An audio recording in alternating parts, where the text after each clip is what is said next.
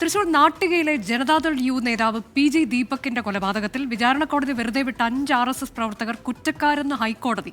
1 മുതൽ 5 വരെ പ്രതികളെയാണ് കുറ്റക്കാരെന്ന് division bench കണ്ടെത്തിയത്. ശ്രീകാന്ത് വിശദാംശങ്ങളുമായി. ശ്രീകാന്ത്, വിചാരണ കോടതി വെറുതെ വിട്ട പ്രതികൾ കുറ്റക്കാരെന്ന് ഹൈക്കോടതി കണ്ടെത്തുന്നു. വിശദാംശങ്ങൾ. ഋഷികേഷ്, നിജിൻ, പ്രശാന്ത്, രസന്ത്, ബ്രഷ്ണേവ് എന്നിവരെയാണ് കോടതി കുറ്റക്കാരായി കണ്ടെത്തിയത്. 2015 മാർച്ച് 24 ദീപക് കൊല്ലപ്പെടുകയും ചെയ്യുന്നത്. ആകെ 10 പ്രതികളാണ് വിചാരണ കോടതി വെറുതെ വിട്ടത്.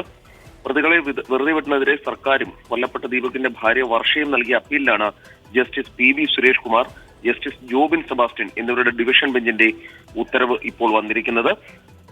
5 പ്രതികളെയും അറസ്റ്റ് ചെയ്ത് ഏപ്രിൽ 8 ഹാജരാക്കാൻ പോലീസിന് നിർദ്ദേശം നൽകിയിട്ടുണ്ട്. തൃശൂർ നാട്ടികയിലെ ജനതാദൾ യു നേതാവ് പി.ജി. ദീപകിന്റെ കൊലപാതകത്തിലാണ് വിചാരണ കോടതി വെറുതെ വിട്ട 5 RSS പ്രവർത്തകർ കുറ്റക്കാരാണ് എന്ന് ഹൈക്കോടതി കണ്ടെത്തിയത്. 1 മുതൽ 5 വരെ പ്രതികളാണ് ഇവർ.